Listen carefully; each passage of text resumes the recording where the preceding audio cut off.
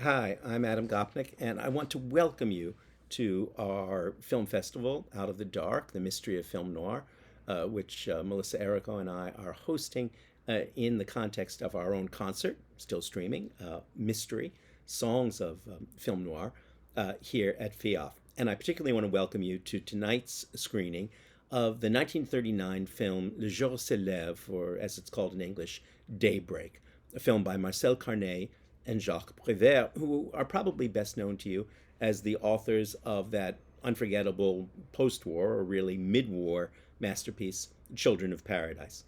Now, this film is made in France in 1939, starring Jean Gabin with Arletty, who appears in Children of Paradise as well, in a secondary part.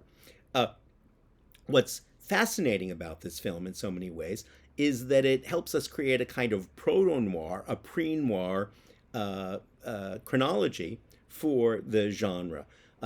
As you may know, the core of film noir is located usually in American film of the 1940s, films like Laura, The Maltese Falcon, Double Indemnity, which were then organized into a coherent sensibility only afterwards by French critics, beginning with Nino Franck in 1946. And once the French had seen that there was a coherent body of work here, they began then to make their own film noir, which extended right out to the Nouvelle Vague, the New Wave, and films like Breathless and Shoot the Piano Player, which were a kind of commentary on those American B movies, suspense movies as Americans thought of them, that had inspired the conception. But while the French made it reach out further into time, they also discovered a backstory for it in films like Le Jour, lève, which had many of the key elements of noir already in place. What are those elements? Well, one that's very powerful here is that though it's a story of a man doomed, spending his last night on Earth barricaded into his own apartment, the story is told through flashbacks, through his own reflections on what has led him to this place. And that's a noir device that would become extremely powerful in films like Double Indemnity, which is also narrated by the dying Fred MacMurray, or even in Sunset Boulevard, which is actually narrated by a corpse, by the William Holden character. So that idea of the man entrapped remembering the forces that have trapped him appears here perhaps for the first time.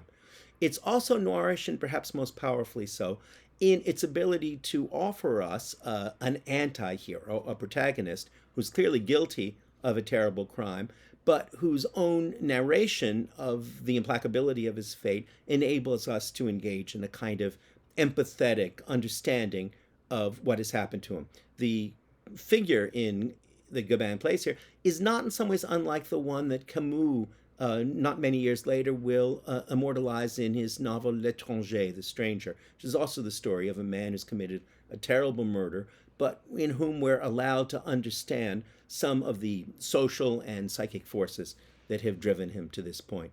Gabin is the star of the movie, and it's one of his greatest performances. And one might say that Gabin and Bogart, between them, divided the 1940s image of the existential or anti hero. They both are craggy fellows, superb at portraying doomed, dark, implacably misfated characters who nonetheless begin to touch the edge of a dark noir heroism. Gabin himself was a genuinely heroic figure. This film is in 1939 when the war broke out. He joined the resistance, he joined the Free French, and played a gallant, indeed heroic part in the reconquest of France from the Nazis, and won the Legion d'honneur for his efforts. But here we see prime Gabin, prime dark, doomed, and yet utterly dogged and determined Gabin, the French Bogart, as I say, in what I think is maybe his greatest performance. Le Jour, lève, 1939, Marcel Carné, Jacques Prévert, an exercise in proto-noir.